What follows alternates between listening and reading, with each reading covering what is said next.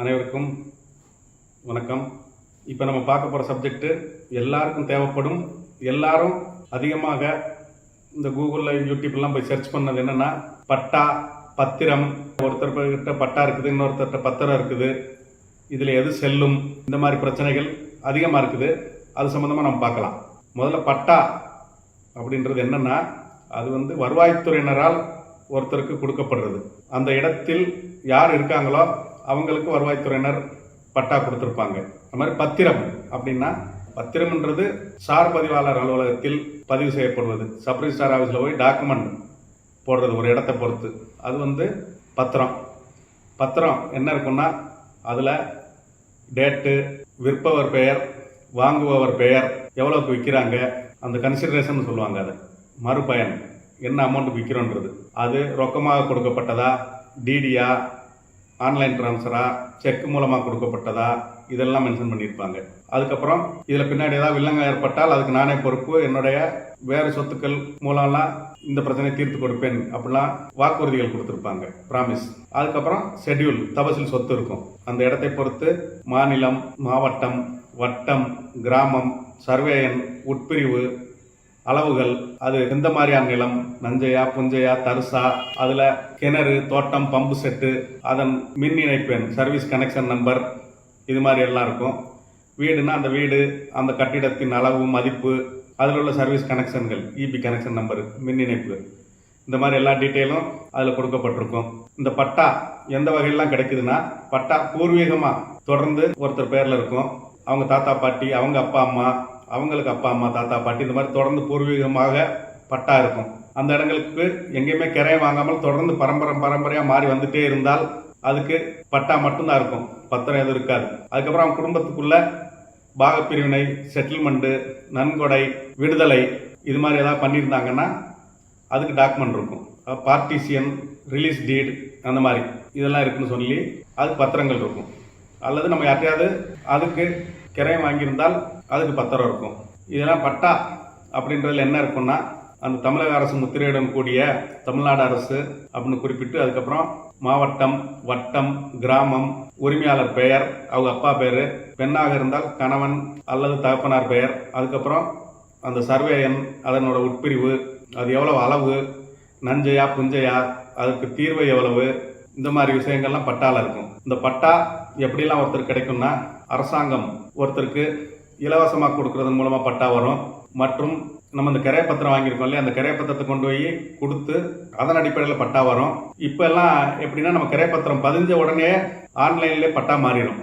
முன்னாடி நம்ம கிரைய பத்திரம் முடிச்சுட்டு அதை எடுத்துட்டு தாசில்தார் ஆஃபீஸ்க்கு அலையணும் பட்டா மாற்றுறதுக்கு. இப்போ அந்த மாதிரி இல்லை, சிஸ்டத்திலே கனெக்ஷன் இருக்குது. சப் ரிஜிஸ்ட்ரார் ஆஃபீஸில் டாக்குமெண்ட் போட்ட உடனே அது ரெவன்யூ டிபார்ட்மெண்ட்டுக்கு போயிடும். அவங்க ஓகே கொடுத்தோன்னா உங்கள் பேருக்கு பட்டா மாறிடும். அது எப்படின்னா, நேரடியாக ஒரு சர்வே நம்பர் இருக்குன்னா அந்த சர்வே நம்பர் முழுசா யார் ஒருத்தர் பேர்ல இருக்கோ அவர்கிட்ட மட்டும் அந்த பெயர்தாரர் கரெக்டாக உங்களுக்கு எழுதி கொடுத்து மொத்த இடத்த எழுதி கொடுத்துட்டாருன்னா உடனடியாக பட்டா மாறிடும். நிறைய உரிமையாளர்கள் இருந்து நீங்கள் ஒரு ஆள்கிட்ட வாங்கியிருக்கீங்க, அல்லது ஒரு உரிமையாளருக்கு மொத்த சொத்து இருக்குது, அதில் ஒரு பங்கை வாங்கியிருக்கீங்க அப்படின்னா அது மாறாது. அதுக்கு சப்டிவிஷன் ப்ரொசீஜர், அதாவது உட்பிரிவு செய்யணும், அந்த மாதிரி சில ப்ரொசீஜர்லாம் இருக்குது. அந்த மாதிரி பட்டா மாறும். இப்போ இந்த பட்டால சில தவறுகள் இருந்தால் அது எழுத்து பிழை. ஒரு பேர், இப்போ மாடசாமி அப்படின்னு பேர் இருக்கு, அது போல மடசாமி அப்படின்னு திருத்திக்கலாம். 38.5 அப்படி இருக்கு, அதில் 3 வரல, 8.5 வந்துருச்சு, இல்லைன்னா 3.5 வந்துருச்சு, 38க்கு 8 வரல. இந்த மாதிரி சின்ன சின்ன பிழை திருத்தங்கள் இருந்தால் அது தாசில்தார் ஆஃபீஸ்லேயே நம்ம பண்ணிக்கலாம். இது வரைக்கும் நீங்கள் சொத்து உங்கள் கையில் இருக்குது, பத்திரம் உங்கள் கையில் இருக்குது, பட்டா இல்லை அப்படின்னா நீங்கள் ஆன்லைனில் கொடுத்து பட்டா மாற்றிக்கலாம். இப்போ பட்டா வாங்கினதுக்கப்புறம் கிரைய பத்திரம் நம்ம பேரில் இருக்குது, பட்டா தவறுதலாக வேற ஒருத்தர் பேரில் போயிடுச்சு, தாசில்தார் கொடுத்துட்டாருன்னா அதற்கு நம்ம ஆர்டிஓட்ட போய் மேல்முறையீடு பண்ணணும். ஆர்டிஓன்றவர் ரெவென்யூ டிவிஷனல் ஆஃபீஸர், வருவாய் கோட்டாட்சியர். அவர் தான் பட்டாவை ரத்து பண்ணும் அதிகாரம் இருக்குது. அவர் நமக்கு சாதகமாக தீர்ப்பு வழங்கிட்டாருன்னா பிரச்சனை இல்லை. அல்லது ஆர்டிஓ ஆர்டரால் யாராவது ஒருத்தர் பாதிக்கப்பட்டிருக்கோன்னு நினைச்சா குறையுற்ற ஒருவர் ரிவிஷன் போடணும், டிஆர்ஓட்ட. ஆர்டிஓ ஆர்டர் தப்பு அப்படின்னு சொல்லி டிஆர்ஓட்ட சீராய்வு மனு கொடுக்கணும். டிஆர்ஓன்றது யாருன்னா டிஸ்ட்ரிக்ட் ரெவென்யூ ஆஃபீஸர், மாவட்ட வருவாய் அலுவலர். அந்த இதில் பாதிக்கப்பட்ட யாராவது இருந்தால் அவங்க ஹைகோர்ட்டில் ரிட் பெட்டிஷன் போடலாம். அதற்கு மேலே இந்த மாதிரி அப்பீல் ப்ரொசீஜர்லாம் இருக்குது. அது மாதிரி ஆர்டிஓன்றவர் ஒரு நீதிமன்றத்துக்குரிய அதிகாரமெல்லாம் உண்டு. அவர் first class judicial magistrate power. அவரை வந்து டிவிஷனல் எக்ஸிக்யூட்டிவ் மேஜிஸ்ட்ரேட் அப்படின்னு சொல்லுவோம். அவர் வந்து உட்கோட்ட நிர்வாக நடுவர் அப்படின்னு சொல்லுவோம். அது என்னன்னா நீதிமன்றத்துக்குள்ள எல்லா பவருமே அவருக்கு இருக்குது. பெட்டிஷன் வாங்குறதுக்கு, பார்ட்டிஸ்க்கு எல்லாம் சம்மன் கொடுக்கறதுக்கு, விசாரிக்கிறதுக்கு, அதில் உத்தரவு பிறப்பிக்கிறதுக்கு அந்த அதிகாரம் எல்லாம் வந்துடும். அவர் வந்து ஒரு நீதிமன்றம் போல தான் அந்த அதிகாரம் ஆர்டிஓவுக்கு இருக்குது. இது மாதிரி இந்த பட்டா மனுக்கள் இதெல்லாம் வந்து ஒரு அப்ளிகேஷன் கொடுக்கணும் 90 நாளைக்குள்ள அது முடிவு செய்யணும். இதெல்லாம் எதில் வருதுன்னா பட்டா பாஸ்புக் ஆக்ட் 1983 மற்றும் பட்டா பாஸ்புக் ரூல்ஸ் 1987 அதில் இதெல்லாம் வருது. முன்னாடி வந்து அந்த பட்டா பாஸ்புக் மாதிரி கொடுத்தாங்க, பேங்க் பாஸ்புக் மாதிரி பட்டா கொடுத்தாங்க. அப்போ உள்ள ரூல்ஸ் இது. அதுக்கப்புறம் இப்பெல்லாம் கம்ப்யூட்டரில் ஆன்லைன் ஆயிடுச்சு. அது மாதிரி பட்டா என்பது வருவாய்த்துறை வழங்கும் ஒரு ஆவணம். அது டைட்டில் கிடையாது.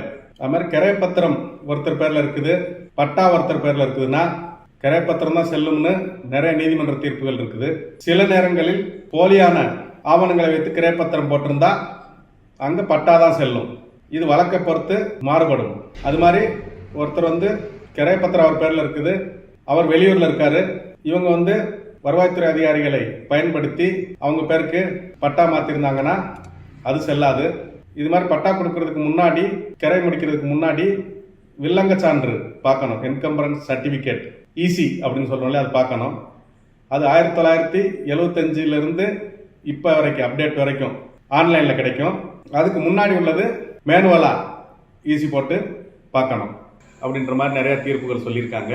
இருந்தாலும் ஒரு சில நேரத்தில் என்னென்னா பட்டா ஒருத்தர் பேரில் இருக்கும், இதை சப்ரஸ் பண்ணி யாராவது கிரைப்பத்திரம் போட்டிருப்பாங்க. இப்போ கம்பல்சரி பட்டா வேணும்னு சொன்னதுக்கப்புறம் இப்போ செய்ய முடியாது.